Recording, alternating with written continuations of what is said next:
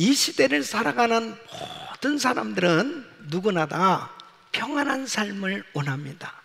이 평안한 삶은 바로 진정한 안식이 있는 삶이죠. 왜 그럴까요?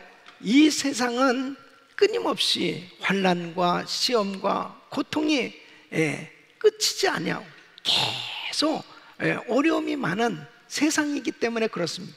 한순간도 쉴 날이 없는 그런 이 스트레스를 받는 이런 삶 가운데 많은 사람들은 저마다 이 평안함을 다 추구하며 살아가고 있는 것입니다. 어느 작가는 사람이 평생 살아가면서 5가지 감옥에서 갇혀 살고 있다, 그렇게 말하고 있습니다. 그 첫째는 사람들은 자기 사랑의 감옥에 갇혀 있다는 것입니다. 두 번째는 그 근심의 감옥에 갇혀 있다. 세 번째는 과거를 그리워하는 향수의 감옥에 갇혀 있다. 네 번째는 남의 것을 좋아하는 시샘의 감옥에 갇혀 살고 있다. 다섯 번째는 남을 미워하는 증오의 감옥에 갇혀서 사람들이 살고 있다는 것입니다. 이것은 결과적으로 보면 사람들은 참 안식이 없다는 것입니다. 끊임없이 스트레스를 받으면서 살고 있다는 거예요. 오늘 이 본문 말씀 보면 우리 주님께서도 이렇게 말씀하시면 수고하고 무거운 짐진 자들아 그랬습니다. 여러분, 이 수고하고 라고 하는 단어를 원어로 보면 욕심을 채우기 위해 쉬지 않고 일한 결과를 의미하는 것입니다. 그러니까 욕심을 채우기 위해서 열심히 달려가는 그러한 삶 가운데 아주 피곤해서 지친 상태. 이게 한국말의 표현에 의하면 완전 떡이 됐다. 그래서 너무 피곤하고 지쳐서 완전 떡이 된 상태. 또 무거운 짐은 본의가 아닌 타에 의해 끌려가 마지못해 억지로 이 짐을 진 상태를 의미하고 있습니다. 예수님 당시에 이 유대인들은 이 율법의 짐에 눌려서 살고 있었습니다. 그런 가운데 로마의 이 세법에 의해서 로마 정부로부터 부과된 각종 세금이 그들에게는 무거운 짐이었습니다. 뿐만 아니라 가난의 짐, 질병의 짐, 이런 것들이 다 그들을 짓누르고 있었습니다. 이러한 수고하고 무거운 짐을 가지고 누구나 다 고통 가운데 살아가고 있음을 주님은 말씀하고 있는 거예요. 이 땅에서 가장 스트레스를 많이 받은 분이 누굴까? 받은 사람이 누굴까? 이 세상에서 가장 스트레스를 많이 받은 사람이 누구일까요? 나요?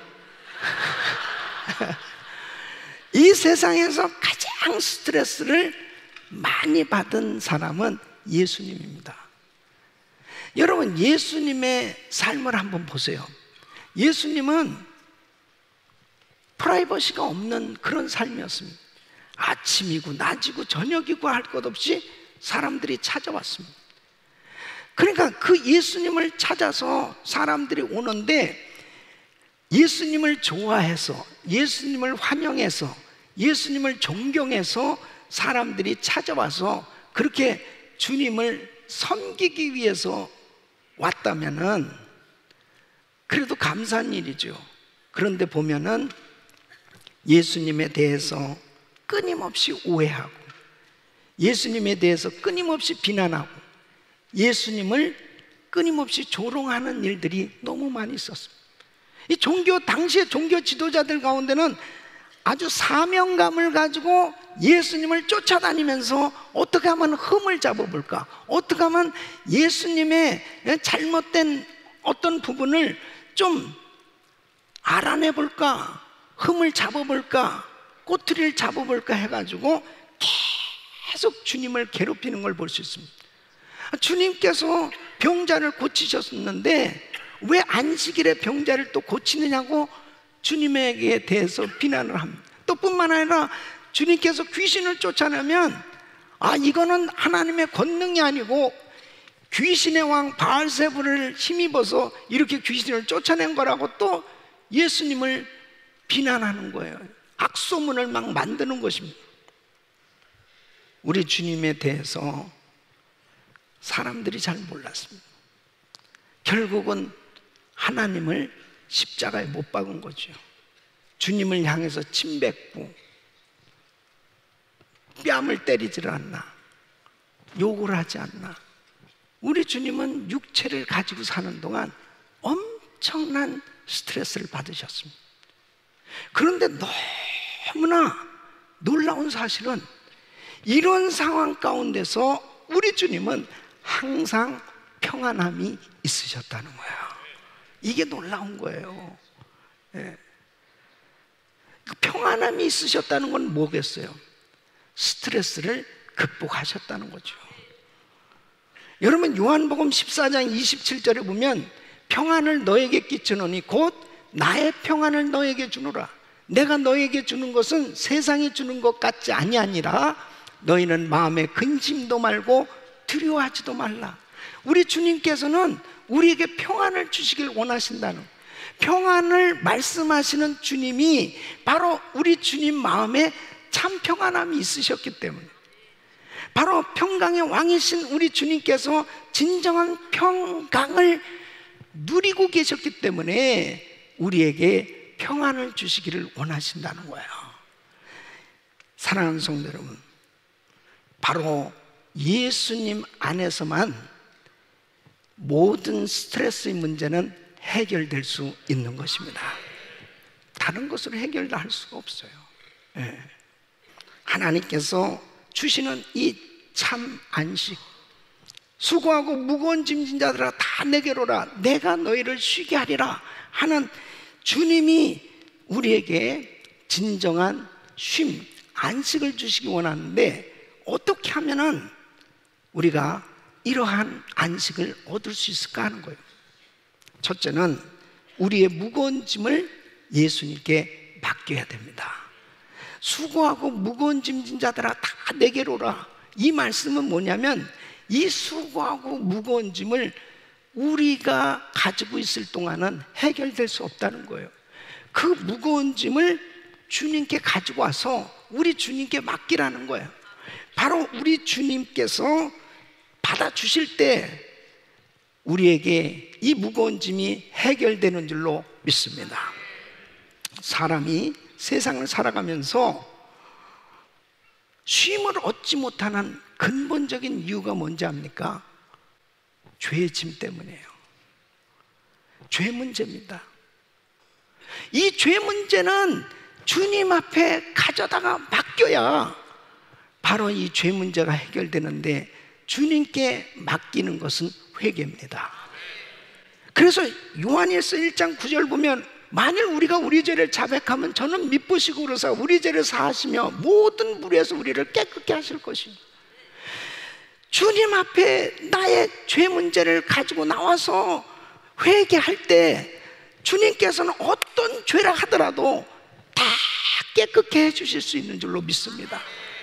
그때 자유함이 임하는 거예요.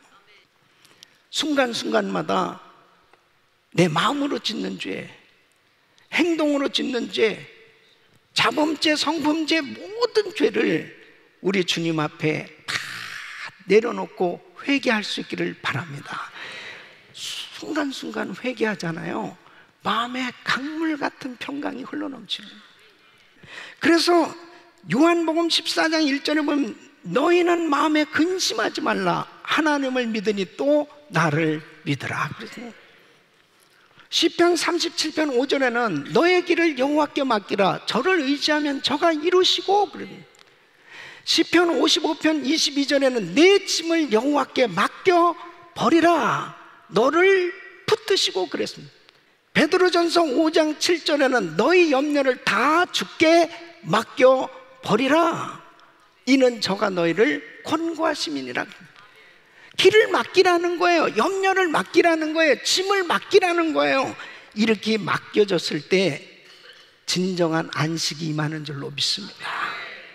맡긴다는 것은 돌을 위에서 아래로 굴리다, 그런 뜻입니다. 그러니까 나에게 가지고 있는 이 근심, 염려, 짐을 가지고 있는 동안은 해결이 안 돼요. 우리 주님께 맡겨야 돼요. 그때 하나님께서 역사하신 줄로 믿습니다. 이 스코트 해밀턴이라는 이 아이스 피겨 스케이팅을 하는 선수가 있습니다. 이 선수는 정말 일생에 무거운 짐을 지고 살아가는 그런 삶이었습니다. 생후 6개월 만에 친부모에게 버림을 당했습니다. 어느 집에 입양이 됐어요. 2살부터 원인 모를 이 괴질에 걸리고 말할 수 없는 그런 고생을 하면서 자랐습니다. 그의 평생에 보면은 고아암에 걸려서 고생했고요, 또 뇌종양에 걸려서 뇌하 수체 암에 걸리기도 하고요, 또 다시 뇌종양에 또 걸리기도 하는, 그는 3번의 암을 극복하고 지금은 암 환자를 돕는 자선단체를 운영하면서 돕는 그런 귀한 사역을 하고 있습니다. 그는 84년도에 동계올림픽에서 이 피겨스케이팅으로 금메달을 받습니다. 4회 연속 세계 선수권 대회에서 우승을 했습니다. 그에게 삶 가운데 희비가 항상 있었던 거죠. 이렇게 금메달을 받는가 하면 또 암에 걸리기도 하고, 또 낫는가 하면 또 다른 암에 걸리기도 하고, 그의 생애는 참 너무 곤고한 그런 힘든 여정이 있었어요. 그런데 그는 이렇게 말합니다. 나의 행복의 비결이 뭐냐? 전능한 코치를 믿는 겁니다. 전능한 코치가 누구예요? 하나님이죠. 자기가 얼음판에서 스케이팅을 할 때도 절대로 자기는 자기 혼자가 아니라 주님이 나를 붙들고 계시는, 내가 암병에 걸려서 고통 가운데 있을 때도 주님은 내 손을 붙들고 계셨다는 거죠. 바로 그 주님 앞에 나의 짐을, 질병의 짐을, 나의 인생의 이런 고통스러운 짐을 맡겼더니 주님께서 나에게 위대한 간증을 주셨다는 거야. 사랑하는 성도는, 주님 앞에 맡기지 않고서는 결단코 안식이 없어요. 아무리 좋은 환경, 좋은 음식, 좋은 여건이 주어진다고 해서 내 심령에 평안함이 임하는 게 아니에요. 바로 나의 무거운 짐을 주님께 맡길 때 우리 주님께서 진정한 쉼을 주시는 줄로 믿습니다. 두 번째는 이 심령이 온유하고 겸손한 자에게 마음의 쉼을 주신다는 것입니다. 이 29절 말씀 보면 나는 마음이 온유하고 겸손하니 나의 멍에를 메고 내게 배우라 했습니다. 자, 예수님이 이렇게 말씀하지, 나는 마음이 온유하고 겸손하다. 주님의 마음을 품을 때, 이렇게 마음이 온유하고 겸손해질 때 하나님께서 주시는 그 놀라운 쉼이 임한다는 거죠. 이 말씀은 내가 깨어짐으로 환경을 초월하여 얻는 안식을 의미하는 것입니다. 여러분 보세요. 사람들에게 왜 안식이 없을까요? 인간의 가장 큰 문제는 내면의 문제예요. 이 내면이, 이 마음속의 풍랑이 그치지 않고 이 평강이 없는 거예요. 그 내면의 문제가 있게 된 이유가 뭐냐? 완악한 나의 교만입니다. 이 교만한 심령이 되어졌을 때는 마음에 평강이 임할 수 없어요. 탐욕과 시기와 비교의식과 이런 것들을 통해서 끊임없이 이 마음에 풍랑이 일고 있는 것이죠. 여러분 그렇잖아요. 아니 우리가 예수 믿는데 다른 사람이 잘 되면 기뻐해야 돼. 에? 근데 배가 배가 살살 아픈 거예요. 목사님, 배고픈 건 참는데 배 아픈 건 못 참습니다. 남이 잘 되면은 참 좋아해야 되는데 이상하게 그렇게 시기심, 그냥 불편한 거예요. 그냥 불편한 거예요. 만족이 없어요. 계속 비교하면서 끊임없이 불평하고 원망하고 그러면서 만족이 없는 삶을 사니 안식이 있나요? 평안함이 없는 거예요. 나는 마음이 온유하고 겸손하니 너희는 내게 와서 배우라. 주님의 마음을 품을 수 있기를 바랍니다.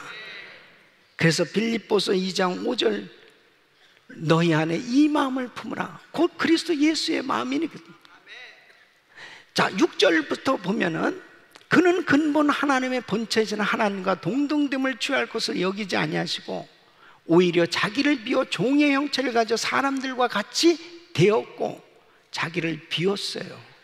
사람의 모양으로 나타나셨으며 자기를 낮추시고 죽기까지 복종하셨으니 곧 십자가에 죽으심이라.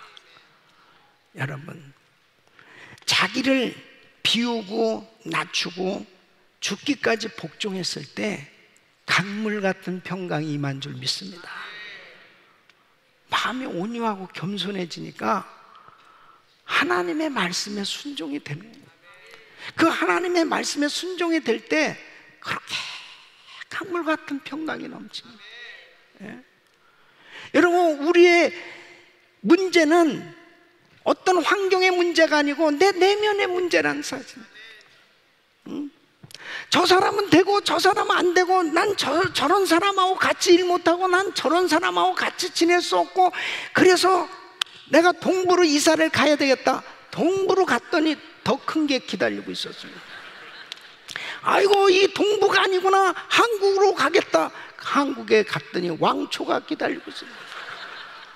이 지구상에 나하고 뜻을 같이 하고 내 마음대로 내가 원하는 대로 그렇게 같이 할 수 있는 사람이 누가 있습니까?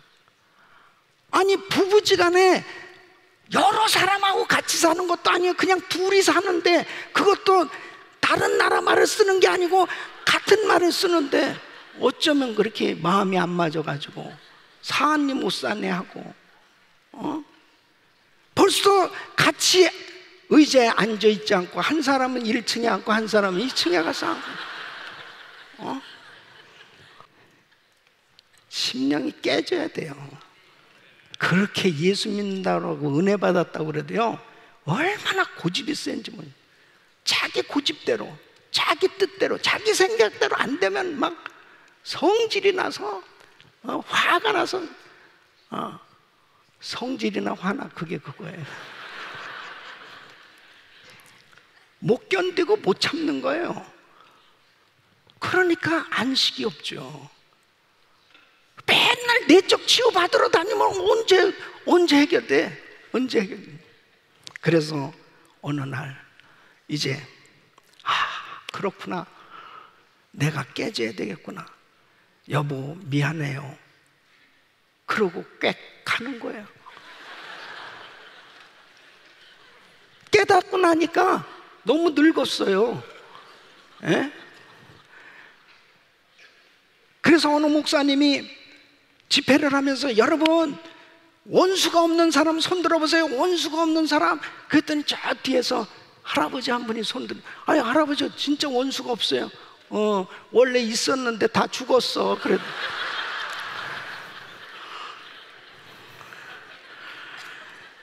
이 심령이 온유하고 겸손해지는 심령에 쉼이 있는 줄로 믿습니다. 여러분, 자기를 비우는 것이 손해인 줄 아세요? 자기가 죽는 게 손해인 줄 아세요? 자기가 포기하는 게 손해인 줄 아세요? 자기가 져주는 게 손해인 줄 아세요? 하나님께서 부어주는 강물 같은 평강이 임하는 것이 축복인 줄로 믿습니다. 성도들 간에 잘 되면 더 기뻐하고 안 된 사람 보면 막 마음을 아파하고 온유하고 겸손한 심령, 주님의 마음을 품을 때 우리 주님께서 놀라운 평강을 주실 줄로 믿습니다. 비워줘야 돼요. 깨워줘야 돼요. 낮아줘야 돼요. 바로 순종하는 것은 하나님께서 놀라운 평강을 주시기 위해서 우리에게 주시는 은혜예요. 우리 사랑하는 성도 여러분, 여러분 마음에 지금 계속해서 이 끊임없이 풍랑이 일고 있고 이 문제가 해결되지 않고 있다면 환경을 바꿔보려고 하지 마시고 여러분 심령이 주님의 마음을 품을 수 있도록 더욱더 부서지는 시간이 될 수 있기를 예수 이름으로 축원합니다. 그때 우리 주님께서 부으시는 은혜로 강물 같은 평강이 넘치는 것입니다. 세 번째는 주님의 멍에를 맬 때 쉼을 얻을 수 있는 것입니다. 자, 29절 말씀 보면 나는 마음이 온유하고 겸손해 나의 멍에를 메고 내게 배우라 그러면 너희 마음이 쉼을 얻으리니 그랬습니다. 자, 나의 멍에를 메고 그랬습니다. 여러분, 멍에는 수레를 끄는 소에게 끌기 쉽도록 기역자로 만든 이 나무를 목에 만들어 주잖아요. 걸잖아요. 그래서 둘이 같이 멍에를 메고 끌면 훨씬 수월하게 그렇게 일을 할 수 있잖아요. 근데 나의 멍에를 메고, 이 말씀은 내가 주님의 일을 할 때 주님이 나와 함께 해주심으로 얻게 되어지는 안식을 의미하는 거예요. 그러니까 바로 주님의 일을 할 때 거기서 우리 주님께서 주시는 평안함이 있다는 거죠. 이게 놀라운 사실입니다, 여러분. 구약의 안식일은 그냥 일하지 말라는 거예요. 아무 일도 하지 말라는 겁니다. 근데 신약의 안식일에 주님께서 이 안식일의 의미를 주신 것은 바로 마음을 쉬게 한 거예요. 마음의 평안함을 주신 거예요.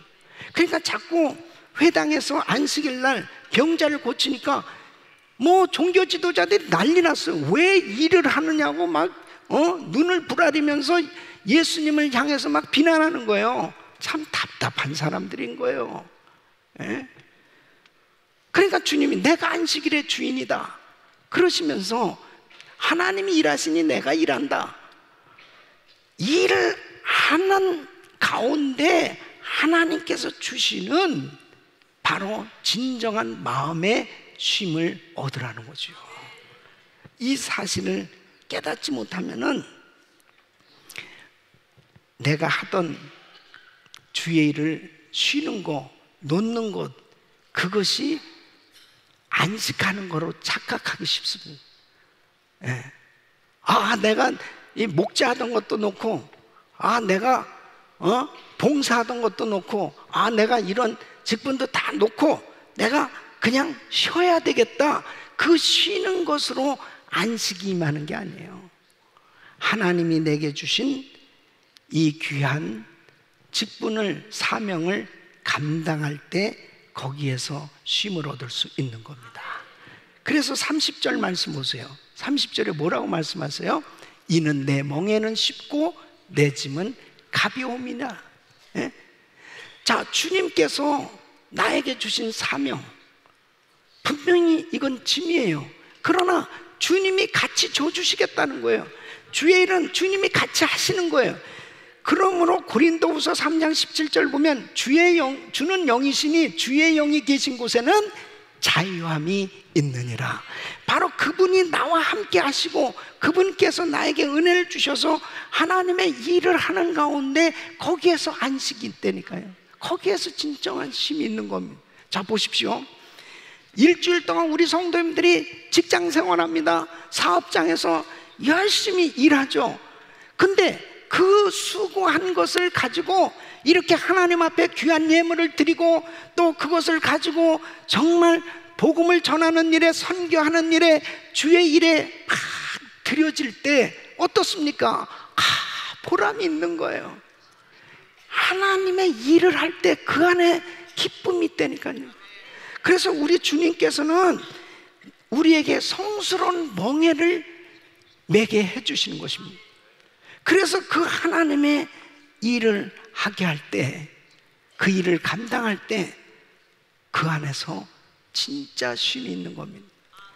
여러분, 어느 날 새 한 마리가, 큰 새가요, 하나님 앞에 이렇게 물어봅니다. 왜 저에게 무거운 날개를 2개씩이나 양 어깨에 달아 놓으셨습니까? 그러니까 하나님이 이렇게 대답하십니다. 네가 날 수 있는 것은 그 무거운 날개 때문이란다. 사람들은 날기는 원하지만 무거운 날개는 불편해해요. 싫어합니다. 무거운 짐은 싫어합니다. 그러나 무겁지만 그 날개가 있어야 나를 수가 있고 참 안식이 있는 거예요. 여러분, 어떻게 우리가 이 스트레스를 해결하고 정말 이 땅에서 신앙생활을 승리하는 삶, 진정한 참 평안 속에서 안식을 누리며 살 수 있느냐? 주님이 내게 주신 사명을 감당할 때 주님께서 나에게 안식을 주시는 겁니다. 이 사실을 깨닫지 못한 사람은 멍에를 벗어버리려고 그래요. 멍에를 벗어버리면 쉼이 있을 것 같지만 그 자체가 무거운 짐이에요. 고통스럽습니다. 여러분, 다윗 보세요. 다윗은 정말 엄청난 스트레스를 받으며 살았습니다. 그의 생애를 보면은 거의 13년이라는 그 긴 세월 동안 억울하게 얼마나 쫓겨다녔는지. 아니, 다윗이 뭘 그렇게 잘못했습니까? 그 다윗을 잡아서 죽이려고 사울 왕이 그렇게 사울을 쫓아다녔습니다. 정말 스트레스를 어마어마하게 받으면서 살았습니다. 그런데 다윗이 그 스트레스를 극복하고 승리했던 비결이 있습니다. 시편 109편 1절로 4절, 우리 한번 같이 읽어보겠습니다. 시작. 나의 찬송하는 하나님이여, 잠잠하지 마옵소서. 대저 저희가 악한 입과 괴사한 입을 열어 나를 치며 거짓된 혀로 내게 말하며 또 미워하는 말로 나를 두르고 무고히 나를 공격하였나이다. 나는 사랑하나 저희는 도리어 나를 대적하니 나는 기도할 뿐이라. 아멘. 기도로 승리한 거예요. 예, 기도로 승리한, 어떤 경우도 기도로 다 푸는 겁니다. 하나님 앞에 기도로 푸는, 나는 기도할 뿐이라.